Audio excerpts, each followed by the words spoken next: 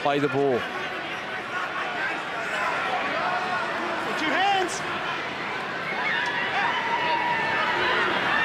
Johnson with the feed and the win. And here is Inu, the enigmatic one. You never know what he's going to produce. He gets a chance here with just under half an hour remaining. Play it through Lousy. Friend waiting. Giving it to Madaleno. Happy to work it down the middle of the field. And these first few plays off the back of the scrum win. Lewis Brown. Johnson flat at first receiver on this open side. Comes to Maloney. Here is Inu. Stepping for a couple of good early touches from him since coming on for Conrad Hurrell. Tupou feeds it for Maloney. Comes across to Johnson. They are flat to the left-hand side. Not much shape about the Warriors, but they'll put it through the hands, and Mateo ends up with it. Always a good man to get it to. A step in traffic there and keep it alive. And he's slow off the ground as well. He might have picked up an injury there. Maloney nudged as he kicked. Here is Inu. Coming up with it though. Esi Tonga flying through the air and saving the day for Parramatta. Well, he's good in the air, Inu, and that's who they were looking to get the kick to. He missed it. Well done, Esi Tonga. Blair playing it. Goes to Manor, who as ever puts the head down and charges forward. Makes the hard meters for them inside their own 20. Come through Joseph Paulo, who's grabbed there by Vardave and also Mateo. Here's the last. Chris Sando under pressure. They've got him pegged at the moment. They're charging out of the line. Came undone in the second half against the Broncos last week for the Eels. And to some extent, Chris Sando with his kicking game as a result of the pressure. And the Warriors are upping the ante here, and slowly but surely they're getting the ball back in each set in better field position. They've got it across the halfway line already. Tupou. Comes to Madalena. Inside the 40. Friend. Goes to Brown. Here's Johnson. And a flat ball for Mateo. Trying to shrug away from the tackle there of Sando and also Willie Tonga. Now Johnson gives it off to Lousy. Quick hands again. Tipping it on through the forwards, keeping it alive. Brown repays the favour and gives it back to Lousy. Just outside the 10 they are. Johnson stepping off the left, grubbering off the right. They were chasing hard. Blair did well. They'll trap him in the in goal though. They've earned themselves 6 more tackles. A classy piece of play by Shaun Johnson. Well, it was a good set of 6. I just love teams that can just catch and pass. It's simple, but it's quite effective. And then Shaun Johnson rolling the ball in the in goal, building the pressure. They were winning the field position battle. And now they get a great opportunity now to post points. 15 seconds. Mature play there by Johnson. He could have taken another step and tried to take Sando on, but after he found himself some space, was clever enough just to put the grubber in and sustain the pressure. Just shows you he's thinking about his game, which is a great sign. We know what they've done off repeat sets so far here tonight. Madaleno. It's a good goal line dropout for Parramatta. Brings it back to almost the 30. Lousy. And the Eels up inside the 10. Mate, I called him. He's about 2 metres offside. No way. Wait. You want Brett? A chance for 2 here to make it a converted try the difference. The Warriors want none of that. They'll look for 6. Give themselves a big buffer. Madaleno plays it. Friend goes back towards Lewis Brown. It wasn't a straight line by the Eels. Keating was behind them and almost paid the price. Friend comes across to Maloney. To Johnson now. A chance. Inu and Tupou. It went to Tupou. And the pass sailed into the first row of the grandstand. Well, he held it up, Locke. It was a good play. The second man play out the back to Kevin Locke. He held it up long enough to attract Esi Tonga. He had him in 2 minds. He just couldn't find the man. It was too big in the end. He created the space. It was building nicely for the Warriors. They built the pressure. They just needed to execute their play. Parramatta, 20 minutes to go, 4 points behind. They're still in this game. Lock in nice and tight, Kevin.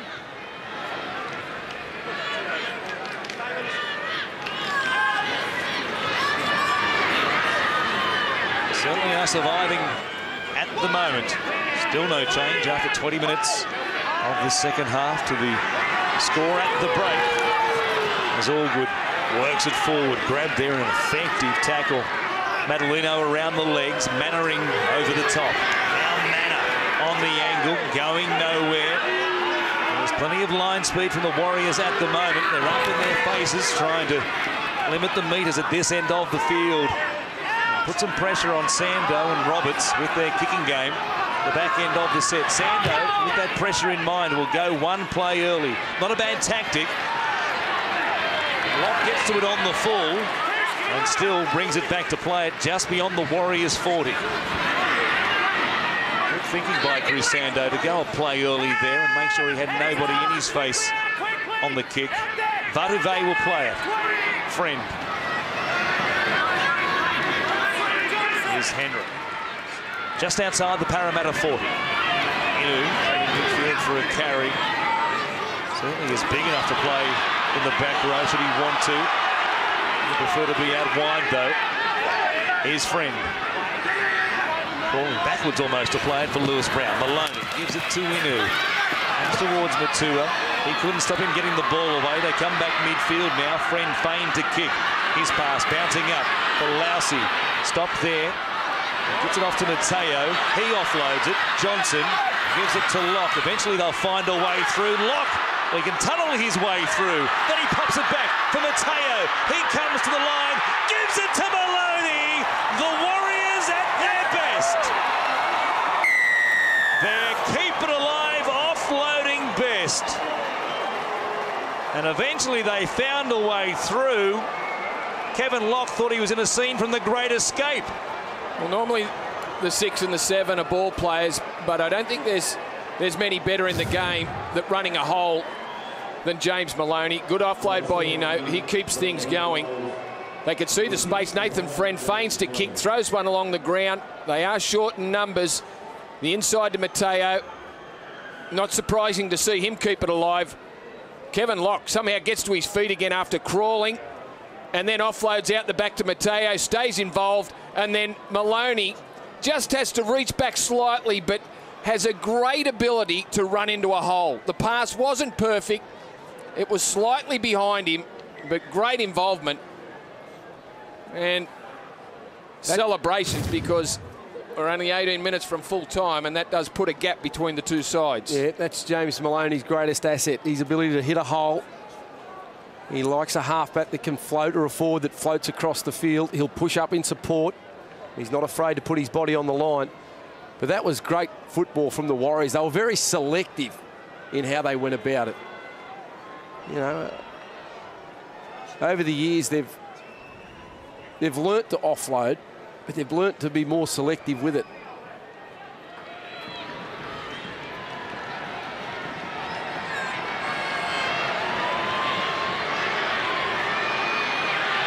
And from an easy angle, Maloney makes no mistake. Good night with the boot after a couple of wobbly ones against the Sea Eagles at Auckland last week. 24-14 with 16 minutes remaining, and the Eels have done well to stay with them for so long here. It's a long way back now, but of course the Roosters come back as fresh in our mind as 7 nights ago at ANZ Stadium. So nothing impossible here for the Eels. The Warriors will get us back underway once again. Lousy it is who will play it as it goes to Mannering. Being solid tonight. He's made a mistake here though, and given the Eels a chance to hit straight back. Stay bound if we're going to find him in. Just a simple error in the tackle. 20 tackles, 6 carries tonight. A good job on his side of the field. He's putting his team under a bit of pressure here, though. Let's go over the top. See what the Eels have got left in the tank. Lock it in for me, Kevin. Stay there. Out. Keating comes to Sando. It's Seo who takes it forward inside the Warriors 20. There in the tackle of Mateo. Also Johnson charging hard. Willie Tonga trying to bump them off. Plenty of contacts right there as Keating comes to Sando. Not a great pass from dummy half. Moi up flat, trying to keep it alive. It went backwards. Play on is the call, and that will be the third. Keating at dummy half, giving it to Walgood. Grabbed by Madalino and handled almost one-on-one. Strong tackle by the Warriors front rower. Keating goes wide. A ball for Casey Maguire. Knocked on. It was a poor pass from dummy half. There were a couple of dodgy ones in that set for Parramatta. 20-metre restart. And the Warriors off the hook. Well, 10-point buffer to the Warriors. They needed a result there. At worst, a repeat set. And it's a big ask. It's a big ask with a player on the move to ask him to scoop it up. In that position, though, you need better service from your dummy half. It's got to go to the target and it's got to get there quickly.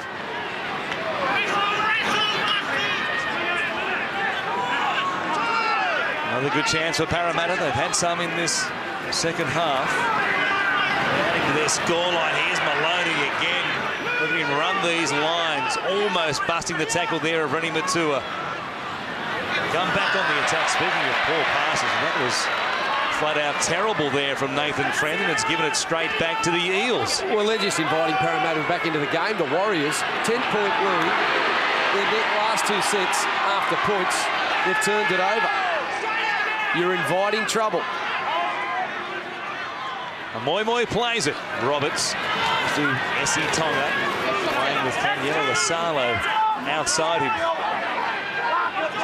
It's a reshuffled lineup with no Jared Hayne. The news on his injury appears to be good. A minor injury to the left knee. Now Keating out of dummy half. Goes in behind Maguire to give it to Sando. Paulo. Fell into a shoulder there from Manu Vatuvei, who is concerned for the man he's just crunched. Talk about a hospital pass. Yeah. Stay there, Willie. Stay there, mate. Fanti running into Manu, point blank. And a tackle. The contact is made between the shoulder and the head. I will say in Manu Vatuvei's defence, Willie Tonga's height drops a lot. That is a vastly different tackle to the one we saw Frank Pritchard suspended for. Well, he tried to pull up Willie Tonga and his feet went from under him.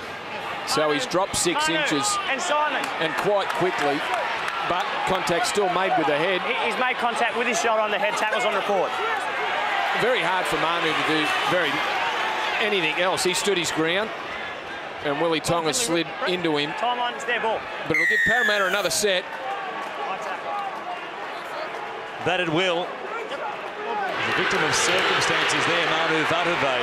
It does give Parramatta a chance to come on the attack. Moi playing it for Keating. Here's Paulo charging hard and almost getting away there from Lewis Brown. He needed some help and he got it from Nathan Friend. Keating. Here's Sando coming to Roberts. He juggles it out the back. Sio into a gap. Had to give it and went to ground. Lasalo gets to dummy half. Here's Roberts going towards the uprights. Grabbed by Madalino, whose defence in the middle has been very good. Sando skating to the outside. Into a gap. Sando! He'll get there! Sando grabs a double and keeps the Eels in the hunt. That's exactly why they signed him, Chris Sando. Pressure moments, pressure plays. They needed the points, and Chris Sando has delivered. Lovely little feint on the outside. Too fast for Mateo. The little show of the ball keeps the outside men up. And he just slides past Mateo, and that's a huge moment for Sando on the Eels. You have to have good discipline, and you can't afford to clock watch in this game. In the last 3 sets for the New Zealand Warriors, they've had 2 turnovers, and they've given away a penalty, which has allowed the Eels to have possession. And they're a little bit fatigued, and Chrissy Sando running with the football, showing it.